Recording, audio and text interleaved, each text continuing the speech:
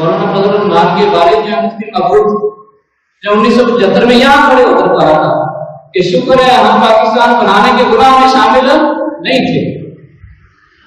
آپ کیا توقع رکھتے ہیں وہ آج پاکستان کی حمایت کریں گے یا ان کی اولادیں پاکستان کے بارے میں کوئی اچھے کلمات کہیں گی؟ نہیں کہیں گے.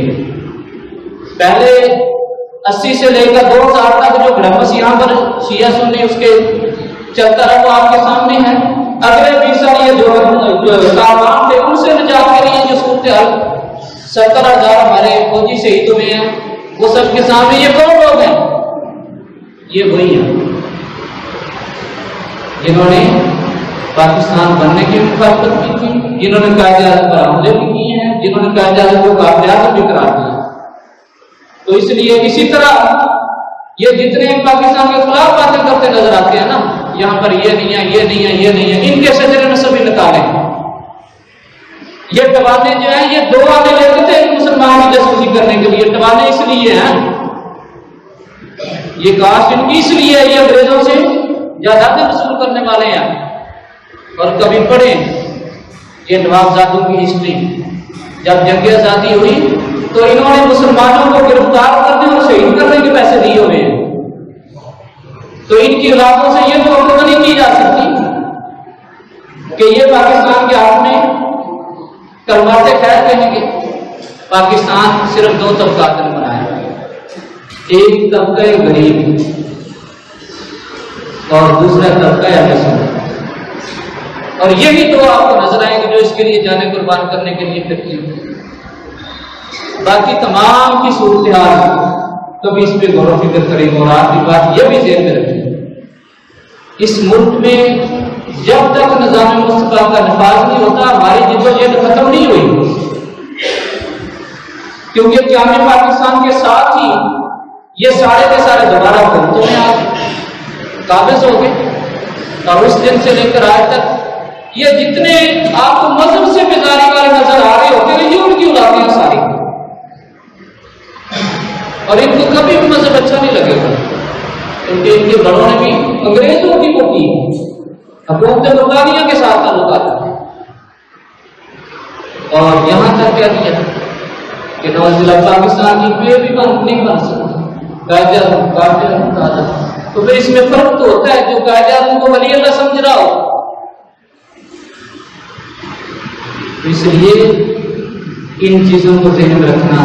اب یہ تاریخ سامنے رکھیں, اتنی لاشیں, ماں بہنوں بیٹیوں کی عزتیں, ان کی ساری چیزیں سامنے رکھیں, اور 1 صدی کی قربانیاں, اور یہ بھی ذہن میں رکھیں کہ یہ 2 صدیاں جو 1700 سے 1947 تک کی 2 صدیاں جو ہیں جو چلی ہیں, تو یہاں پر اب ہمارے یہاں بہت سارے لوگ یہاں پر جو حفاظت دین کی ہے وہ 3 ہی طبقات ہیں, مساجد والے ہیں, مدارس والے ہیں اور پیرانی نظام ہے.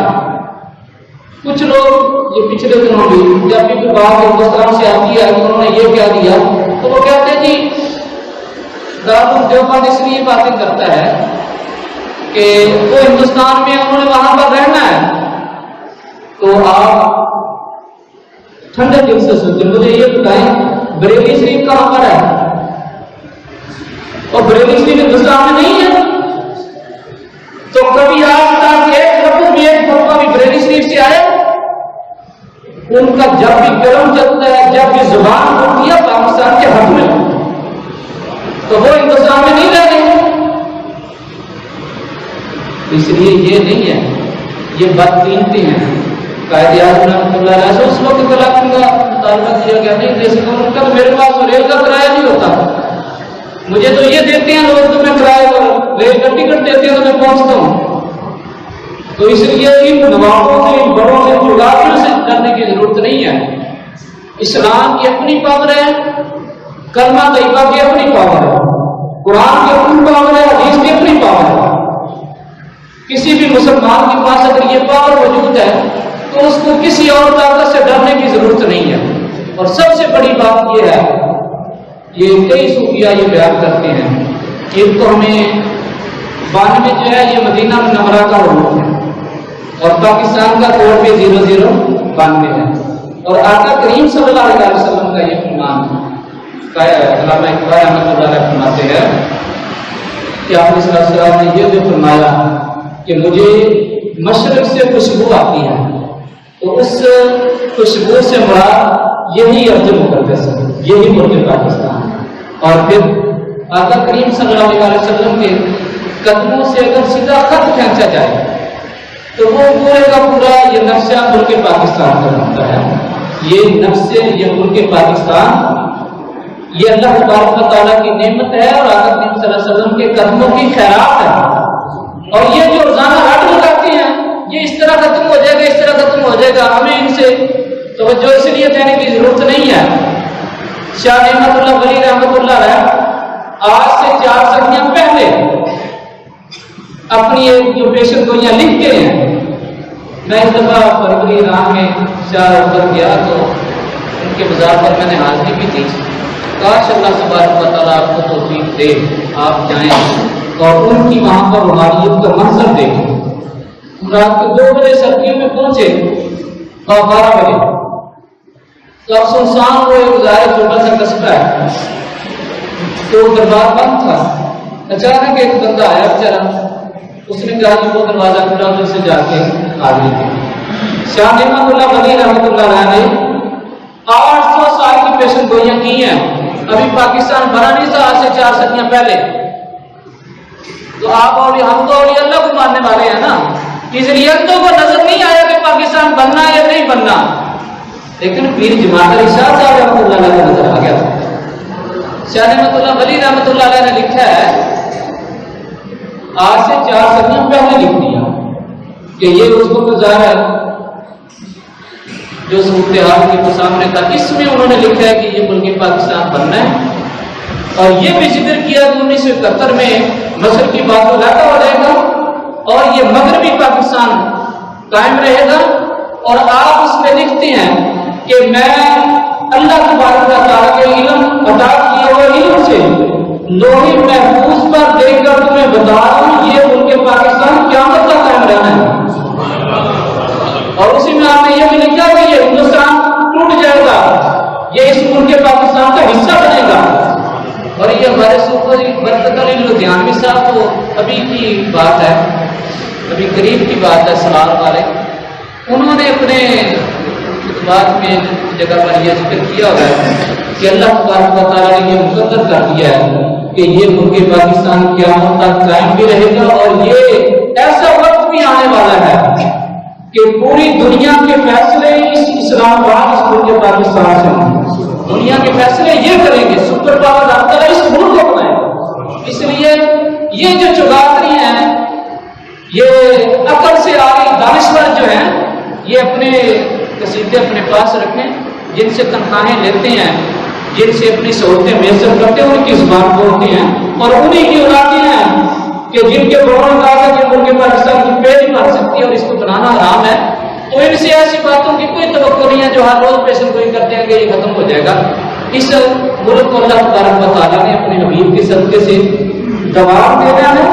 اور ابھی قریب ترین کبھی غور و فکر کریں، یہ کورونا سے جو نجات ملی ہے، ان کی زبانیں گم ہو گئی ہیں، ان کے دماغ ختم ہو گئے ہیں۔ یہ جو کہتے ہیں کہ پاکستان ساری باتیں تباہ ہو جائے گی، اور اس ملک میں اللہ تبارک و تعالیٰ نے دیکھتے دیکھتے کورونا سے ہمیں نجات عطا فرما دی ہے۔ اور وہ لاکھوں میں وہ جنم حاصل ہوئے ہیں جو چاند پر پہنچنے والے تھے، جو ان کے آقا ہیں۔ تو آپ بولتے کیوں نہیں ہیں؟ ہمارے پاس سائنس تھی، ہمارے پاس کوئی بڑے ڈاکٹر تھے، ہمارے پاس کوئی میڈیسن کمپنیاں تھیں، یہاں سے جو ڈاکٹروں نے فیسیں بڑھا دی، جو دوائی 2000 میں ملتی تھی 40,000 میں بیچنی شروع کر دی، تو کیا ہوا؟ یہ جو اللہ تبارک و تعالیٰ نے ہمیں نجات دی ہے، یہ کیا ہوا؟ صرف یہ ہوا کہ رب تعالیٰ نے اپنے حبیب کے صدقے سے ہم پر کرم کیا ہے، فضل کیا ہے۔ کسی کی زبان سے اسے سنتے ہیں کہ یہ اللہ تبارک و تعالیٰ نے اس ملک کے غریبوں پر، مسکینوں پر، ان نمازیوں پر کرم کیا، ان نمازوں کے صدقہ سے، ان سجدوں کے صدقہ سے، ان اذانوں کے صدقہ سے جو گونجتی ہیں، ان مسجدوں کے صدقہ سے جو کھلی رہی۔ وگرنہ حال تو یہ تھا کہ جن کو توحید کا نمبردار سمجھتے ہیں، انہوں نے مسجد حرام اور نبوی بند کر دی۔ اور یہ غریب مسلمان جو کھڑے ہو گئے، جنہوں نے یہ ایمان رکھا کہ بھئی ہمارا بچاؤ تو آخری یہ مسجد نہیں ہے، اللہ کی بارگاہ میں سجدہ ہی ہے، یہ بند نہیں ہونے دیں گے۔ حکمران چاہتے تھے بند کرنا، لیکن نہیں ہونے دی۔ تو آپ ان میں سے کسی سے سنیں، ان کی زبانیں دور ہو گئی ہیں کہ یہ بات اللہ تبارک و تعالیٰ نے کرم کیا ہے اور اپنے کرم کی ایک جھلک دکھلائی ہے کہ میں جب چاہوں ان غریب فقراء بے آسرا لوگوں کو نجات عطا فرما دوں، اور جو وقت کے فرعون ہیں ان کو عذاب میں مبتلا ہوں۔ تو ان کی زبانیں گنگ نہیں ہوگی۔ کسی تجزیہ نگار نے، کسی کالم نگار نے، کسی تبصرہ کرنے والے نے کوئی ذکر کرتا ہے، یعنی اللہ کا نام لینے کو سمجھ نہیں کرتے کہ یار یہ اللہ نے کرم کیا ہوگا، یہ آقا صلی اللہ علیہ وسلم کی رحمت سے حصہ ملا ہے ہمیں۔ تو ان کی زبانیں گنگ ہیں، اس لیے کہ انہوں نے ان کے نمک کھائے ہوئے ہیں۔ تو ہم آپ سے کہتے ہیں کہ آپ اللہ اس کے رسول کا کھاتے ہیں تو بالکل بھی اسی کے طرح ان سے مروب ہونے کی ضرورت بھی نہیں ہے۔